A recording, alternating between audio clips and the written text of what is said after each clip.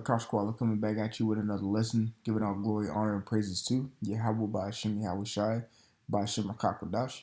Double honors to the apostles and the elders of Great Millstone who rule and teach well. Peace, love, salutation to the elect 144 first fruit. So this lesson is going to be on correction and how correction is a positive thing and how it's beneficial. All right, brief lesson. So I got the Google definition of the word correction here. It says the action or process of correcting something, of course. It says a change that rectifies an error or inaccuracy. I'm going to zoom in a little bit. And also says used to introduce an amended version of something one has just said. All right. So the main thing is a change that rectifies an error or inaccuracy. You have to make a correction, like it says. He made a few corrections to my homework. So in a sense, we put this as you make a few corrections to your characteristics, okay, to your moralities and things of that nature. So I'm going to get about 2 precepts here, painting the picture on correction, all right? This is Proverbs chapter 3 and 11, and both of these are classics. Proverbs 3 and 11 says, "My son, despise not the chastening of the Lord, neither be weary of his correction." Right? Neither be weary of his correction. So don't look at correction as such as like a, you see what I'm saying? That's like the best way I can like describe it. You know, like it's a grievance to you. Okay, because being corrected is a good thing, especially if you're getting correction from above. How do you know you're getting correction from above? You're being corrected by a godly man who you know to be a godly man. Because what the scriptures say in Ecclesiasticus, pretty much surround yourself with godly men. Okay. Hebrews 12 and 4 real quick, just to get a precept to that, and then we're going to continue in Proverbs 3. "Ye have not yet resisted unto blood, striving against sin," verse 5. Matter of fact, let me skip down to verse. Let me just read it. Verse 5. "And ye have forgotten the exhortation which speaketh unto you as unto children. My son, despise not the chastening of the Lord, nor faint when thou art rebuked of him."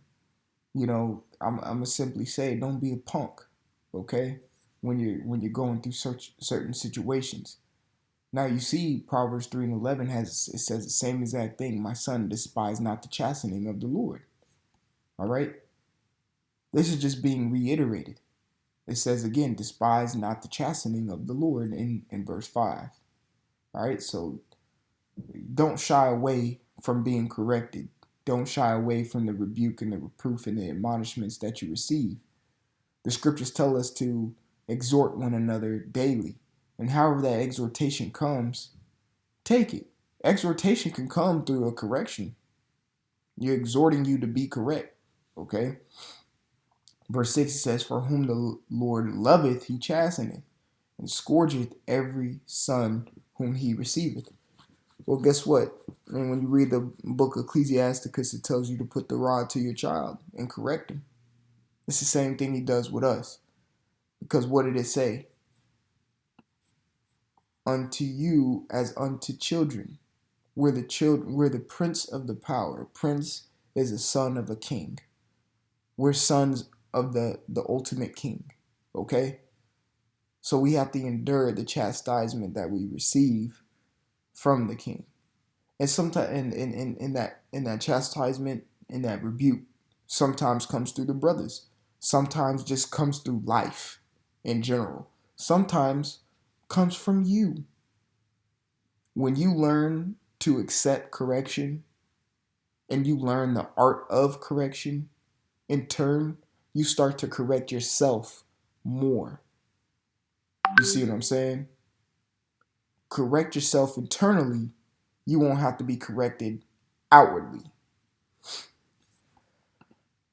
Proverbs 3 and 11. And pretty much that goes into saying you should know better. When you first take your first steps in the truth, you're going to get corrected. It's going to happen.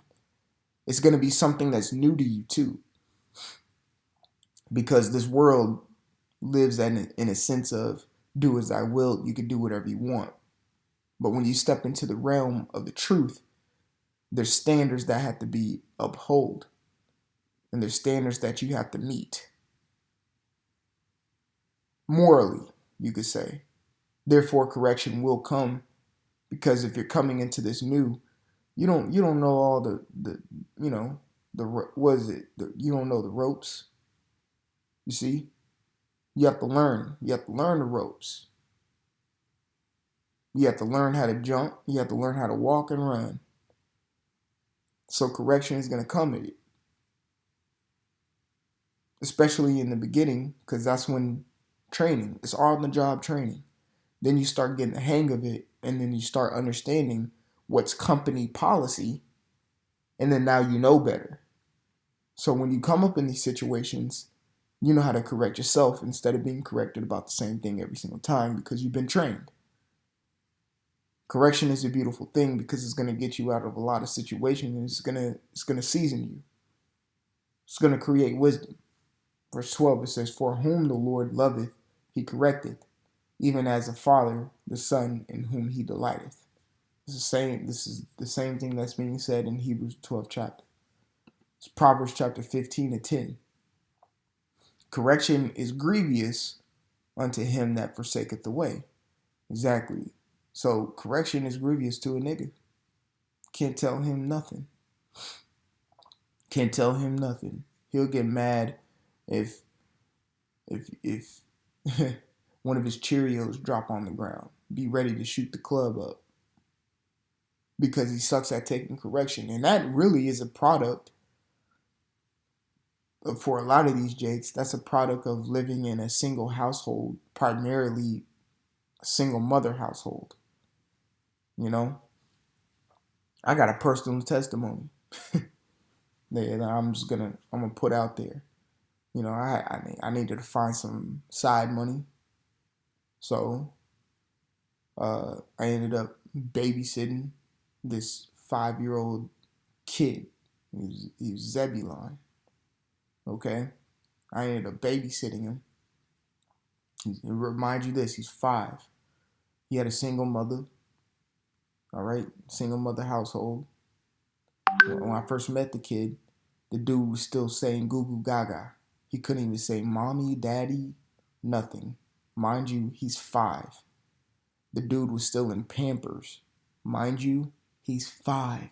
So he's still shitting and pissing on himself. He was still on the bottle.